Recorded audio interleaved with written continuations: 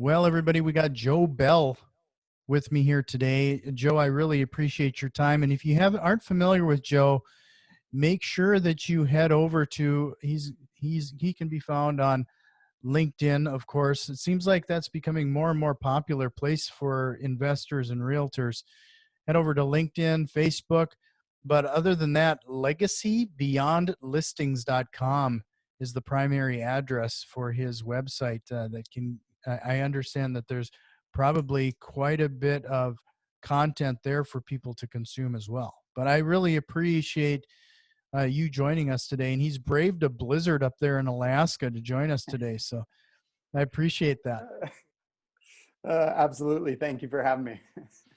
So, Joe, we're going to cover quite a bit of ground today, but I think this is going to be a great conversation because I told you that a lot of people that listen to any of these real estate podcasts are relatively new and they're trying to find some of those action items to carry their business forward or just to get started. And I know that one of the things that I've been told about you is you have some strategies, especially about getting into real estate with no money down. So I think that's going to be of particular interest to everybody here today. But thanks for joining me. Yeah, thank you. I'm excited for it. So let's jump right in. Like you've had quite a bit of experience. I know you're featured as one of Alaska's top 40 under 40. Yeah, I just crested the 40 mark earlier this summer, so I don't know how much longer I can use. I don't know how much longer I can use. At one time, I was. Oh, that's awesome. So let's start things off talking about how you got into real estate investing. That's always an interesting starting point. Yeah, so I got into real estate investing by way of opening a bar. I happen to be, baseball's a big piece of my background. I played college ball, and after sport was done, I went over into coaching, and I was coaching a couple of kids. Their father was big time, old timer in the real estate profession side of the world. So he had been in the transaction side for, I think, 25 years at that point. And one day I mustered up the courage to say, "Hey, Kurt, how do I get into real estate? I want to get into real estate." And he goes, "Perfect. I'll take you. But first I need you to open this bar for me." And okay. So I ran down this tangent of bringing a liquor license active and got the experience of every man's dream of owning and opening a bar. That was my perception at the time. And it was nowhere near the vision that I had for that side of the world. So I lasted about 9 months before I failed miserably. I was able to maintain the liquor license, but I gave it back to him and I said, "All right, back to this real estate thing." So got involved in the commercial side of real estate, and immediately the real estate investment side of the world smacked me in the face. I was surrounded by a multitude of different investors. A lot was going on at that time. It was about 06 timeframe, 06, 07, when I made my entry into the industry. And so it was just a natural, organic side of the world that I was dropped into. And first I had to make some money though. So I learned how to do the real estate transactions. I was in the commercial side for a little while, found that residential paid more often. Not as big a piece of the pie, but it was more frequent, and that's what I needed in my world as a 26-year-old coming into a new industry. So immediately being around all those commercial deals and commercial properties, I just had a knack for numbers, and I started going through and finding deals on MLS, and I would cap them out. I would go and break down financials. These weren't my listings. They were just properties that I came across.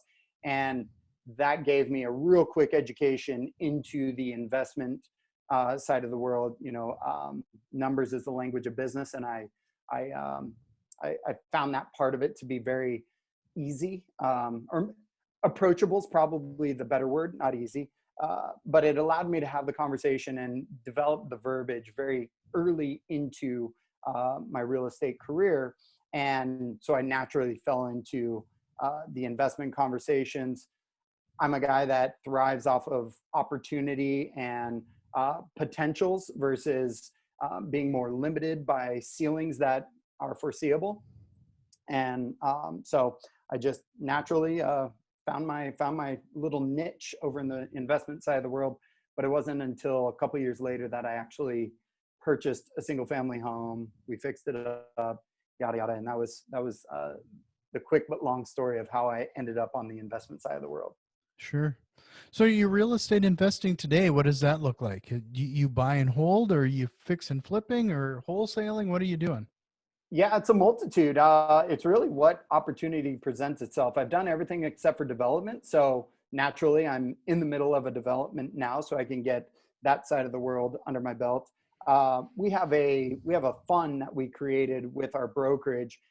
Essentially, part of the cap dollars that a member pays into the brokerage, we take a portion of it, and we've built this fund now where we're able to go and buy investment properties with the intention of earning a return on behalf of our member.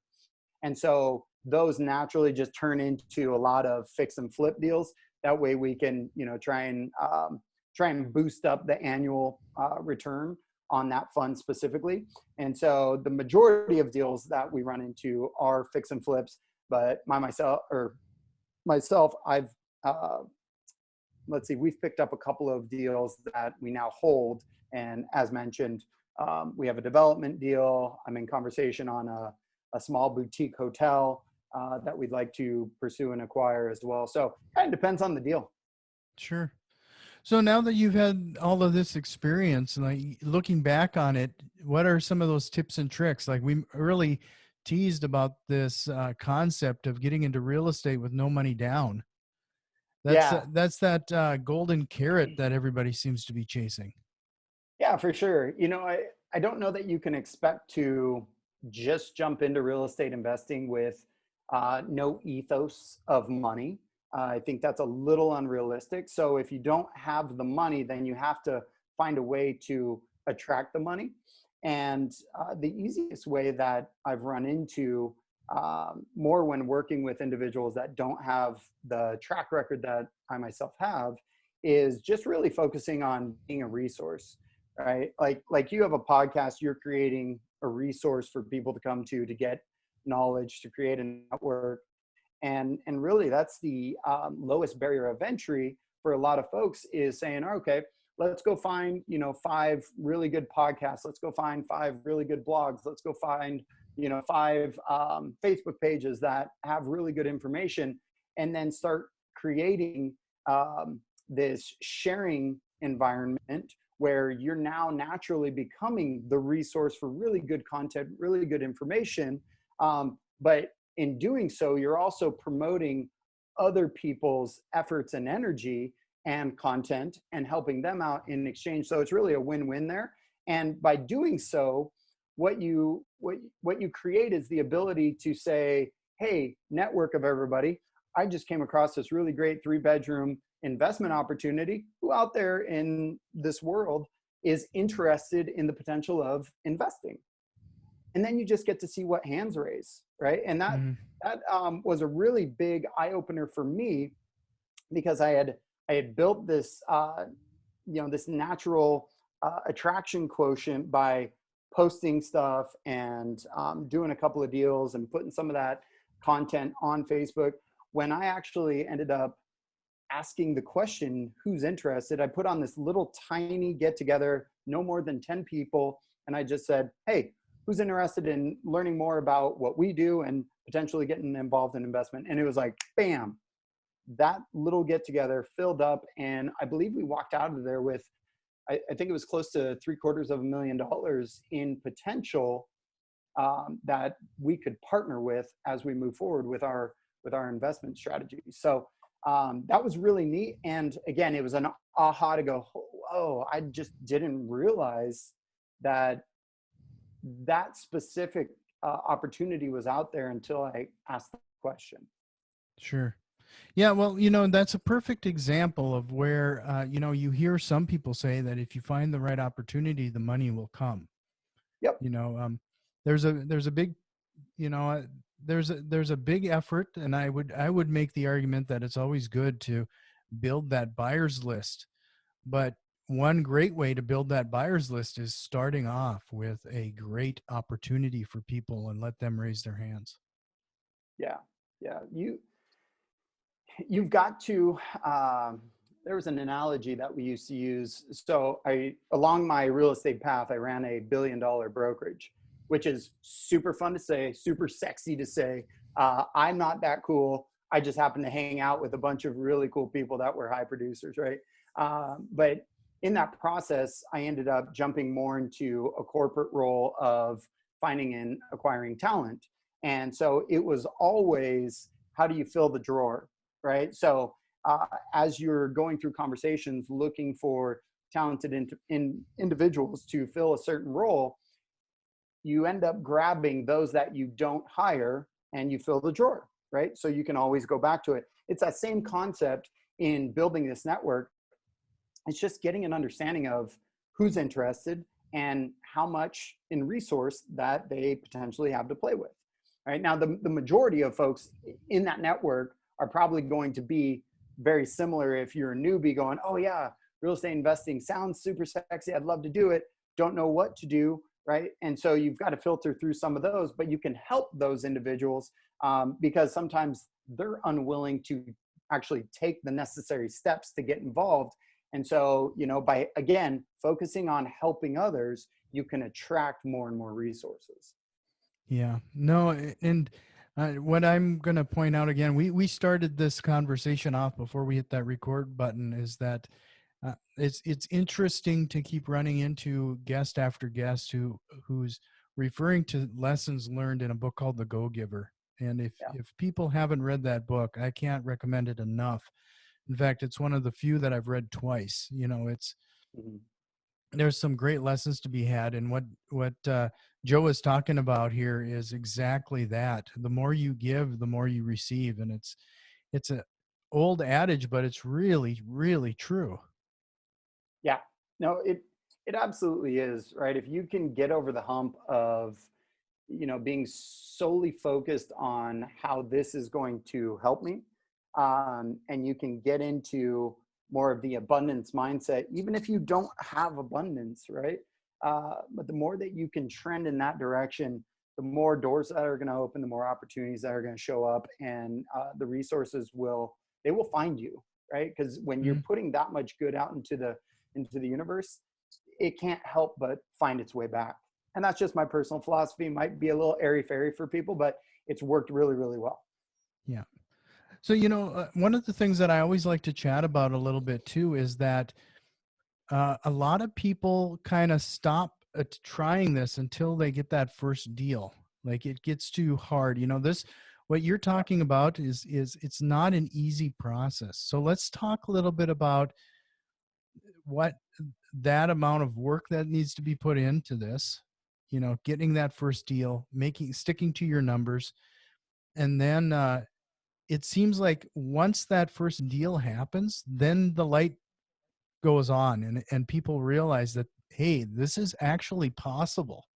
It's like they don't believe it until that Right. first deal happens, and then the deals start to come more frequently. Yeah, for sure. And I'll beat a dead horse by mentioning uh, partnering with a mentor or coach or something. I should say someone in that relationship, because the win will typically come a lot sooner if you attach yourself to somebody that's already doing it, right? And they've now created a cadence in their world of transactions. And the more that you can get, I mean, even from an arm's length, the more that you can just be involved in the conversation and be a part of the conversation on a transaction, the closer you're going to get, the quicker you're going to get. It's going to naturally pull you in. And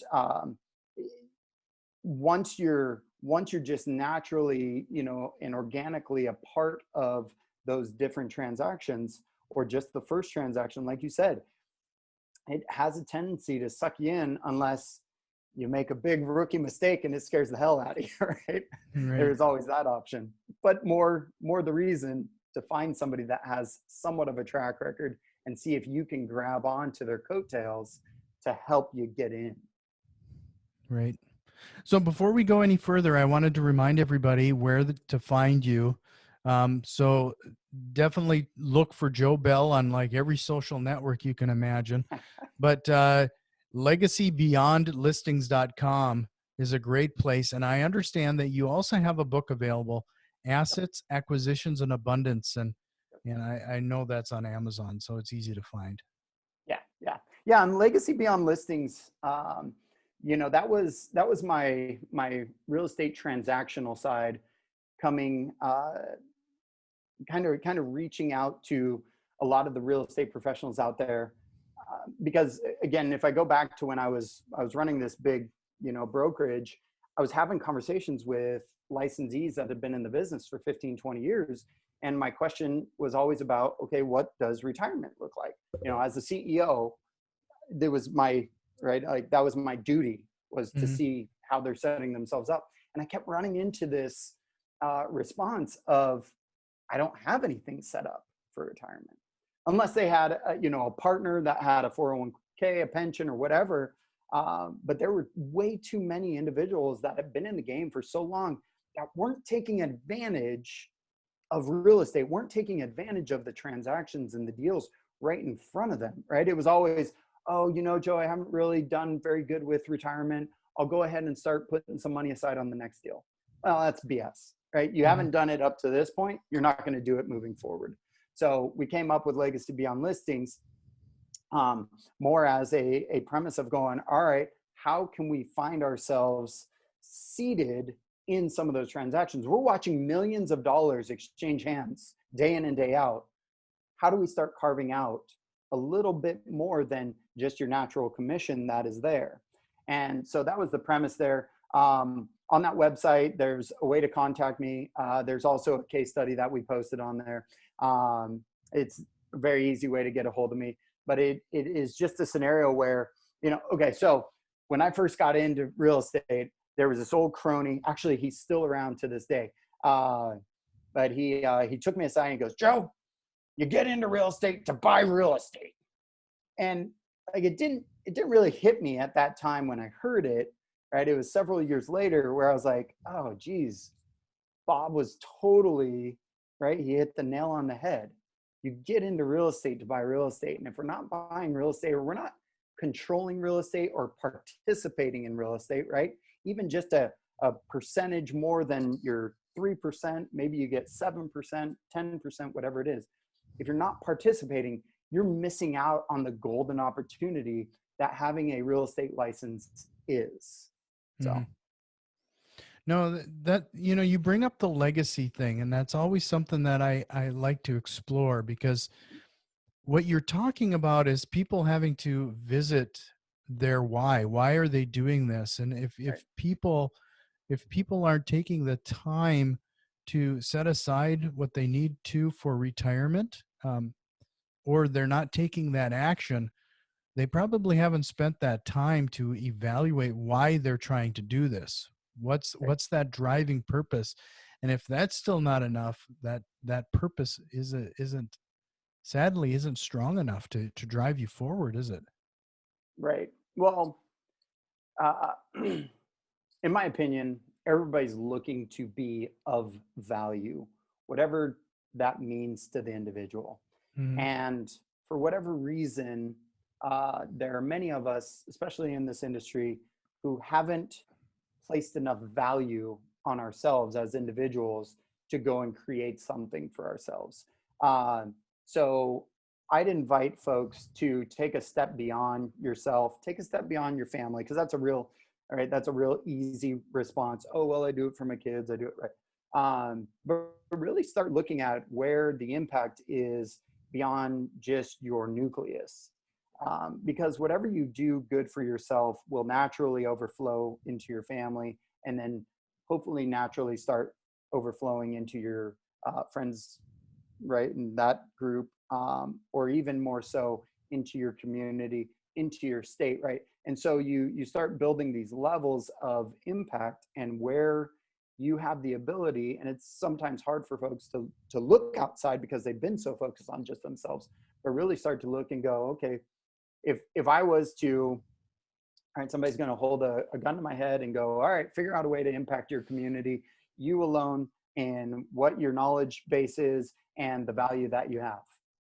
It brings a totally different tone to the conversation inside their head, the conversation of where can I be of value, right? What Hmm. zone of genius do I have that I can apply to impact not just my retirement account or not my family's account, right? You really start pushing over into your community and state and beyond. And by taking such big measures, you naturally pull yourself through some of the smaller ones, which I'll refer to as your own individual retirement account and your family's retirement account. Is that tracking? Yeah, that makes a lot of sense. Yeah. So, um, I'm going to change the topic a little bit here because Yeah. we're talking a lot about building that legacy, and when people get into that proper mindset, the business is going to start to grow into scale. Yep. Um, when do you know when to start outsourcing and adding to your team when it comes to building this? It's a great question, and it's always a hard one because everybody's so different, right? Um, uh, I'm not really good at a lot of things. I'm good enough to get me in trouble, right? But I'm not good at a lot of things. So I will hold those areas that I have my zone of genius. I will hold them so tight, and I won't even try for any of the stuff I'm not good at.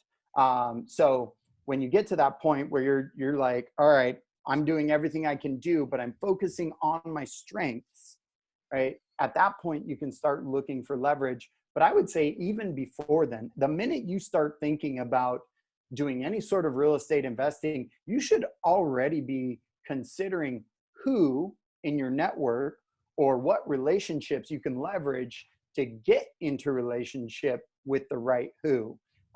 Because you're not going to be able to handle everything. There's just too much that goes into, I mean, even just running a business in itself, let alone having to go look at properties, find money, the repairs, the contract. I mean, the whole thing. You naturally start expanding really, really quick. So I just like to focus on my zone of genius, where I excel, and the rest of it. Right? If I'm doing it correctly, I should have some attraction quotient. And if I'm saying it enough, I'm going to start bringing folks in from my network that are just naturally going to go, hey, where can I help? Right? I mean, it's a real easy question out to your network to say, hey, who's interested in getting involved? There's going to be a majority of hands that say, I have no experience, but I want to get involved. Great. Tie it into some leverage if you can, Hmm. because you're exchanging education and resources, right, by getting their help and some of their leverage in areas that you don't have your strengths in. Right. I really like your term zone of genius. Is that original? I don't think so. I can't take credit for that. I probably heard that along the way, and I can't recall exactly where, but it really makes sense to me, and that's why I Right. use it all the time. Yep.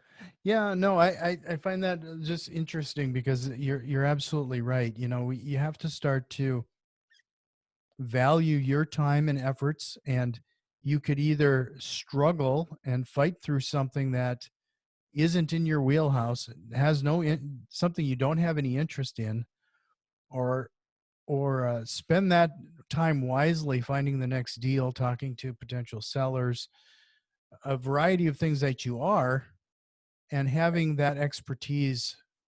Find that find that person that that type of task brings joy to. Right. Yeah, yeah, yeah. That's a great way of putting it. I mean, it's a real simple question, right? So if I was to ask you, okay, offense or defense, which one are you better at? Offense. Right? You're better at offense. Okay, great. Now, where over on offense are you the quarterback? Are you the running back? Are you the wide receiver? Right? Sports Right. analogy. I'm sorry, I come from a sports background. Uh, but then you start dialing it I'm in even surprised it's further. not hockey though, since you're in Alaska. I played hockey for a number of years, and I guess I played football one season, but yeah, no. So center, a winger, a defense, a goalie. which is really funny because I am offense all day long. I suck at defense, but I was a goalie growing up playing hockey. So it's kind of funny in that regard. So, one of the things that I wanted to chat about too is that, as people are getting into real estate investing, especially for the first time, like, can you think of things that they probably should be aware of, or things that they should avoid, or uh, they should be cautious of? um, You re- laugh. I mean, there must be something like really top of mind here. well, there's just so many damn pitfalls, to be honest, Mm, because you don't know what you don't know going mm, into it, which is why I say get a coach, get a mentor. But that doesn't mean go to the first class that comes to town, or, well, I should say, first class you come across on the web, and end up writing a check for $30,000 to get into bed with one of these programs. Now, those programs have worked for some, for sure. But more often than not, I hear about the sob story of the individual that says, I stroked the check, but nothing really came out of it, right? So you want to do your due diligence. You really want to dig in and take your time. I mean, this isn't something to just go and jump off the deep end immediately. But you have to have that mentality to be willing to jump off the deep end, right? Or the cliff, and build the airplane on the way down, because there's a happy medium somewhere in there that really works. And those individuals that have it, or are willing to at least look at jumping off the cliff, tend to be those that figure it out, right? So mm. coming out of the gate, really seeing where you can apply somebody else's knowledge and know-how and experience, expertise. If you don't have a real estate professional that you work with, or you're not a real estate professional, go find one. They tend to be a really good source for deals, for information. You can get inside of properties and get an education just by doing that. So, really look at your network, find out where you can leverage your network, where you can leverage some of those relationships. Because really, I mean, in all reality, you're probably just one dynamic conversation away from completely changing your financial picture. Right. So, you bringing up the mentors and the real estate professionals. So those are going to be my last couple topics we're going to chat about. Like, Yep. if we're talking about building your team and scaling, adding a this realtor or real estate professional, as you call them, is Yep. is one of those vital pieces. Like, what Yep. should somebody be asking a realtor to make sure it's a good fit? Uh, Something for me is, do they participate themselves? Right? Do they have investments? Have they done investments? Give me some sort of background. Give me some data. Show me that you know what the heck you're talking about, and that you're not just after a commission, right? Mhm. Um, and so that's one of the big pieces when looking at real estate professionals to help get involved in the investment side of the game. Um, I mean, I don't even really need to go a lot further, Right. because by asking that question, it shows you where their experience lies. It shows you if they are walking the walk, right? It shows you that they have some sort of know-how when it comes to what you're looking at adventuring into.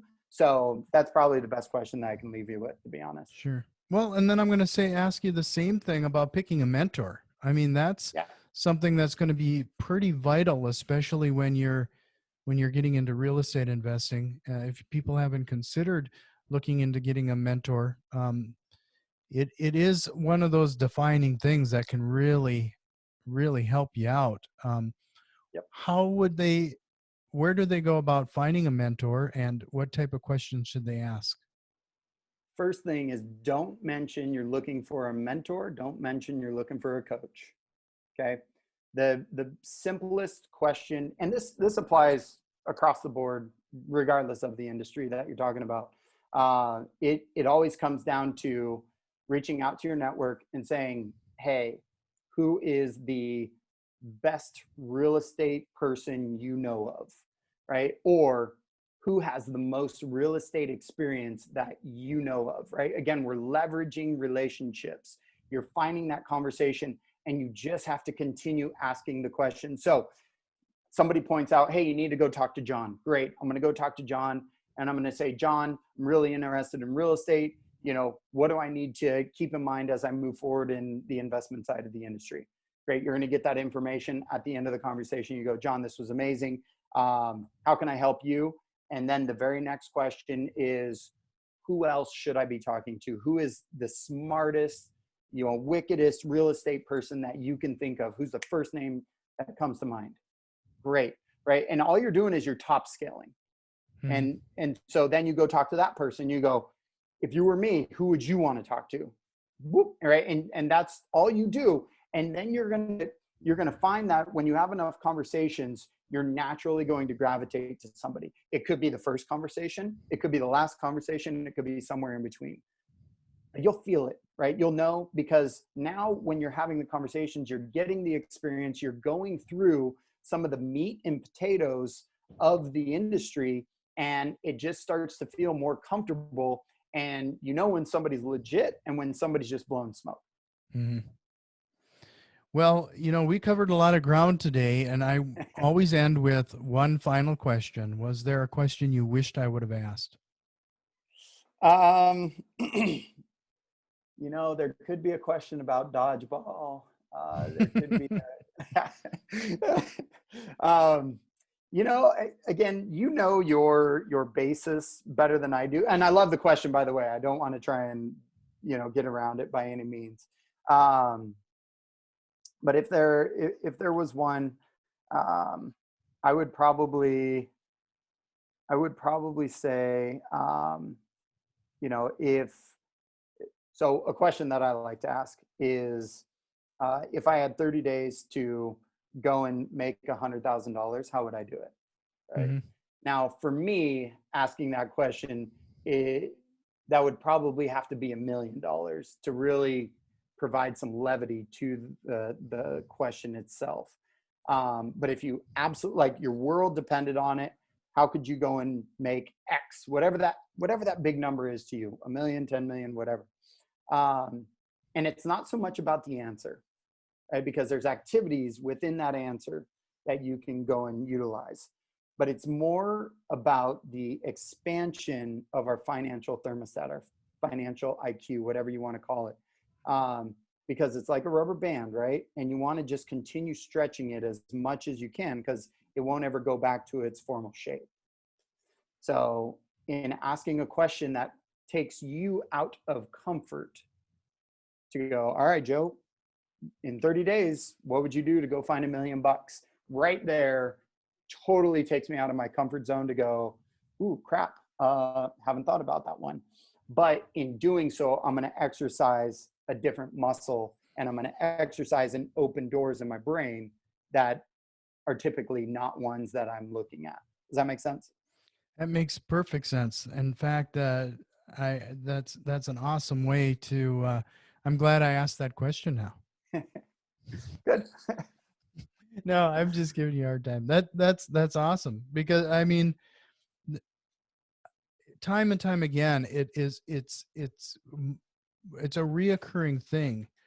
Our mindset is such a pivotal thing when it comes to any of our activity, especially when you're getting into real estate investing. And until you realize something is possible and you believe that something is possible, that's when things start to happen.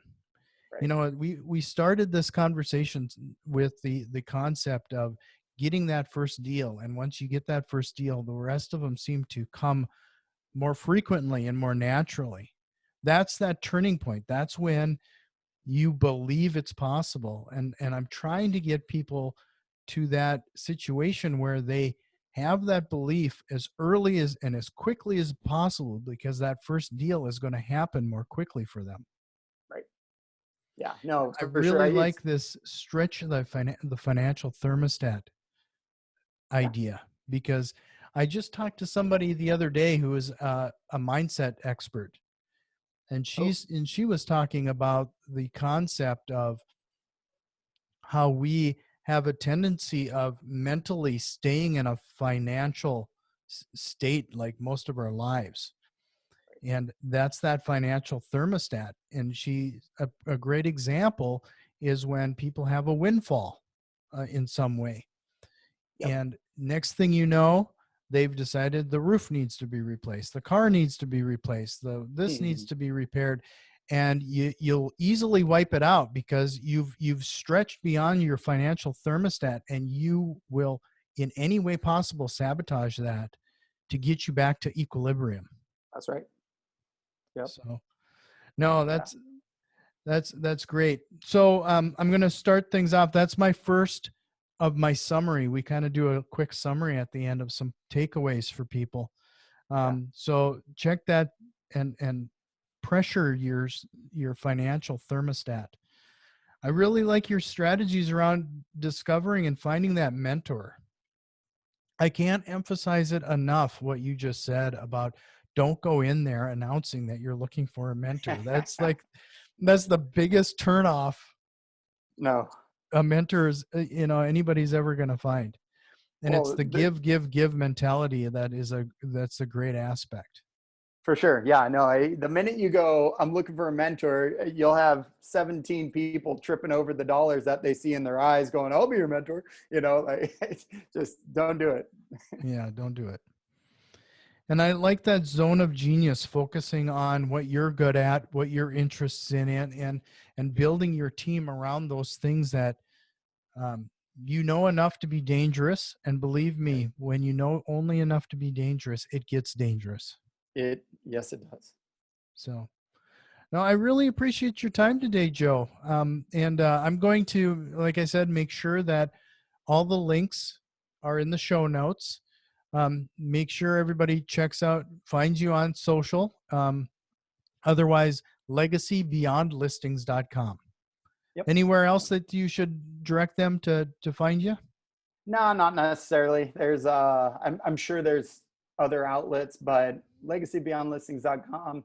If they want to schedule some time with me to just chit chat, great. I used to be into this whole coaching mode, like go and schedule this call so I could see if I could get them into coaching. I kind of abolished that because there's not enough time in the day for to take on a Yeah. bunch of students. But I love the conversations. Like if I can help, I'm totally open to it. It comes with no strings attached. I just throw it out there. Not enough people take advantage of it, to be honest. But yeah, legacybeyondlistings.com. They can download a case study. Yeah, that works. Okay. Well, I appreciate it. Thanks, and we'll talk again soon. Yeah, it sounds like a plan. I appreciate it. Thank you so much.